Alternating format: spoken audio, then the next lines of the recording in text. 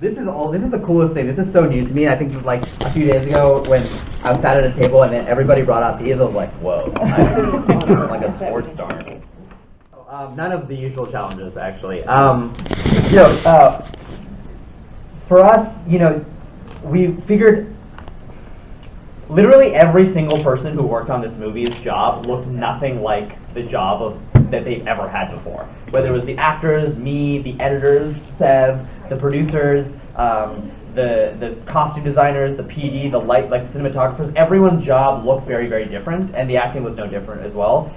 John is acting up against, for the most part, a black laptop screen with a GoPro rig right behind it. That's the entire film. He doesn't have the laptops, the UI of the computer screen that we've worked with in the film to look at. He's basically looking at nothing and moving his mouse.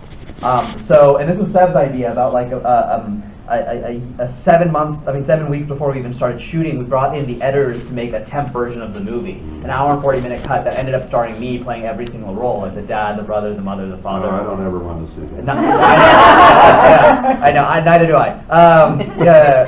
They're all trying to get it on the Blu-ray, and I'm like, there's one person that's trying to stop that.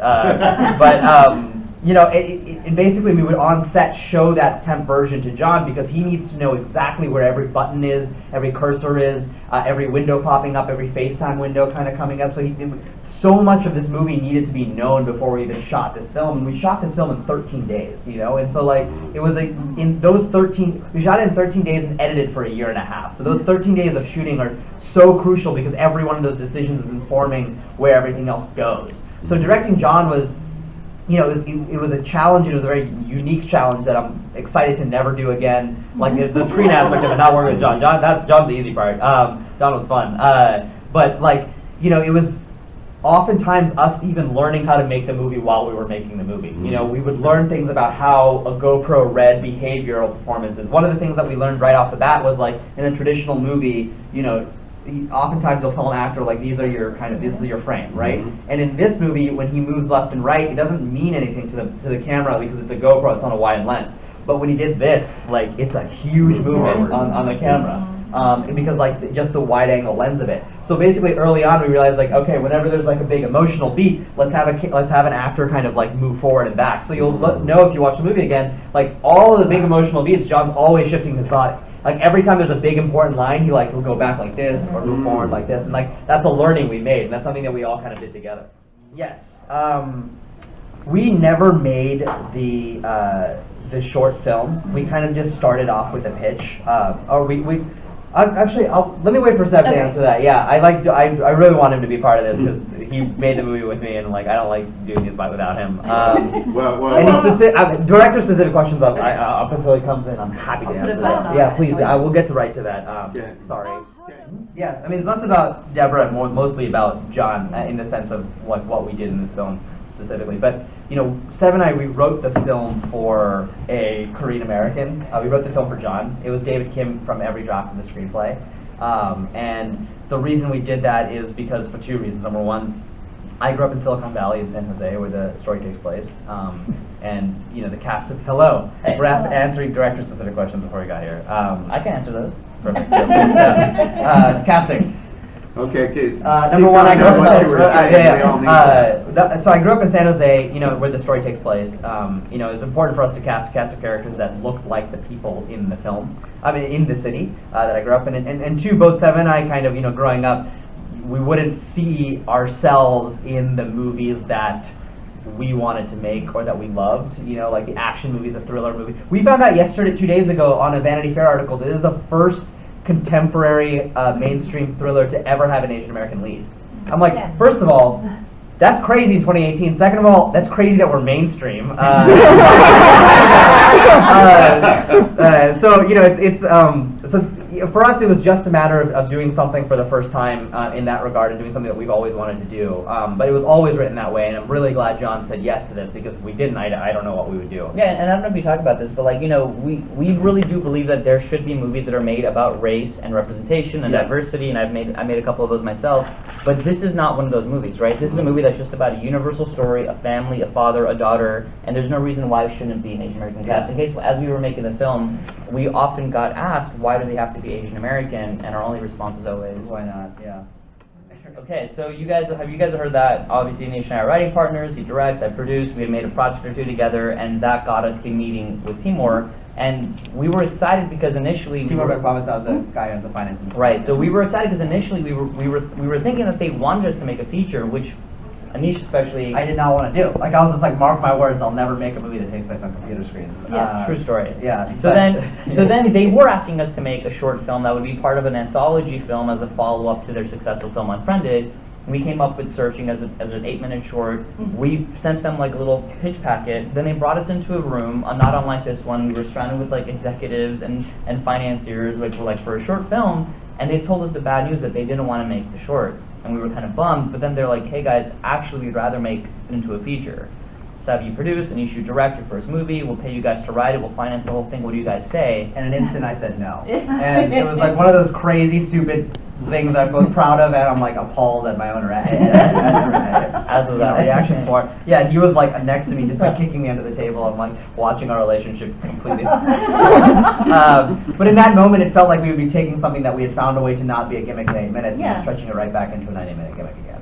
And like that's the last thing that any filmmaker, let alone a first movie, but like any filmmaker would ever want to do. And more than that, it felt like we were being asked this not because ours had any artistic merit, but because another movie was a hit. And like why? Like I did not want to do that. So we said no, thank you, and Sev said, "What? No, we'll be in touch." And then we left the room, and we just kept talking about the enormity of that opportunity and how rare it was for any first-time filmmaker to kind of get told that here's the money to make a movie. And we figured like, even if we don't find the way into the story, which let's face it, we might not, let's talk about it because this is such a rare and incredible opportunity. So I moved. I was in New York at the time. I was writing and directing commercials at Google, and we'd be on the phone every day trying to craft the story. And for 2 months we couldn't. We just couldn't find a way that wasn't a gimmick. Until one day, I text Sev being like, "Hey, I have an idea for an opening scene." And Sev texts me back being like, "I have an idea for an opening scene." And we get on the phone with each other and we pitch each other the same opening scene, and it's now the opening scene of the film, which is the 7-minute montage that kind of like takes you through 14 years of a life, told through a desktop computer.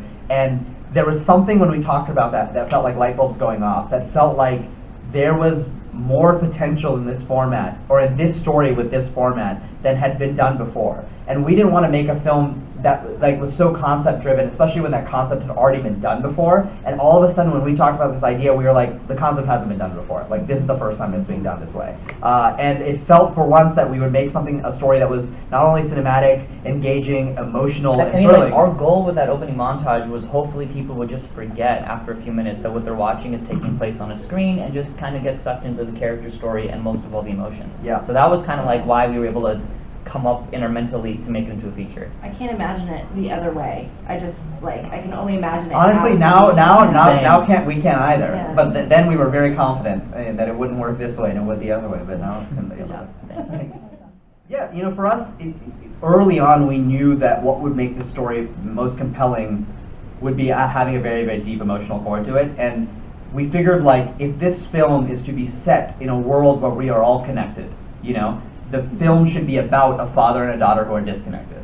And, you know, and in the process, when she goes missing, you know, one of the things that John Cho's character, David Kuhn, quickly learns is that she didn't go missing. He didn't lose her yesterday. He lost her years ago.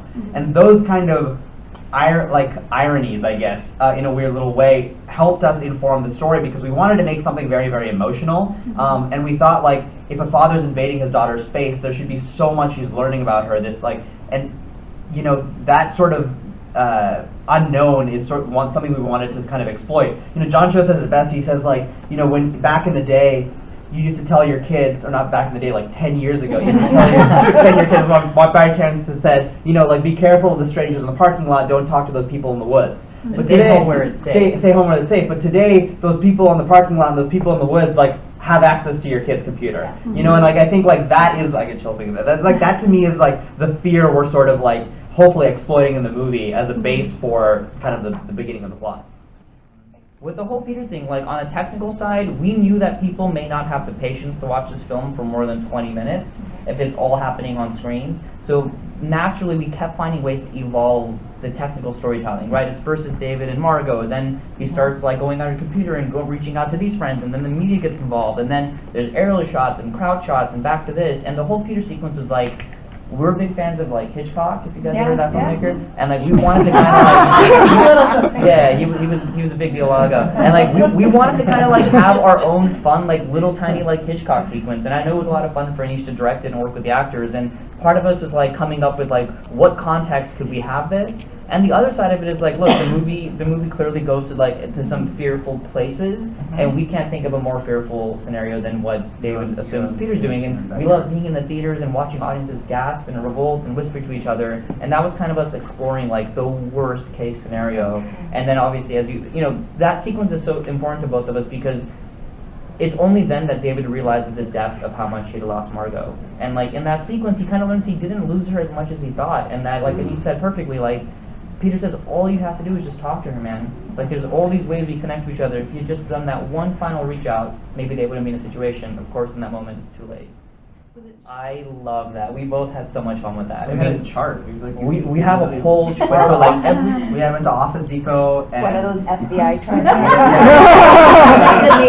Literally, yeah. We went to Office Depot and bought like markers, and I remember every day us being like, it would start off the day being like, all right, here's where like the entire timeline. Here's this clue, this clue. We had Excel sheets of like every single day of like in the world of the movie, what 2000, the year 2000 looked like, 2001. When exactly did the mom pass away in relation to the rest of the plot? Like how much time? So like all of these little clues and stuff. Yeah, and honestly, a lot of it became a matter of sometimes even in the writing stage, we felt like we had put too much, and then we would kind of remove ones that like it felt like they were unintentionally hurting the movie in the writing stage, of course, before the final script. But it was a huge challenge because it was and fun because you know a red herring. And hopefully it adds to the rewatchability of the film because like you know there's so many little things like just the things that you're watching and hold in front of your eyes that you don't realize, and it's a testament to Aneesh's directing and to the actors that it kind of.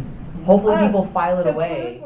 You know, John and Deborah are both parents. You know, it's not hard for them to to channel that. You know, it took their own level of work, but always open to feedback. In fact, when Deborah first read the script, I remember the first call that I had with her was a 15-minute call, and she asked me like 60 questions about what am I doing here? What am I doing here? What am I doing here? What am I doing here? What am I doing here? And there were like a couple of them that I didn't know the answer to, and I was like, we need to know the answer to that. I called up Sev and like, we need to do a redraft. We did a whole rewrite for Deborah. Yeah, and I gave back like, thanks for the notes, Deborah. Here's the new pass that addresses all of those questions.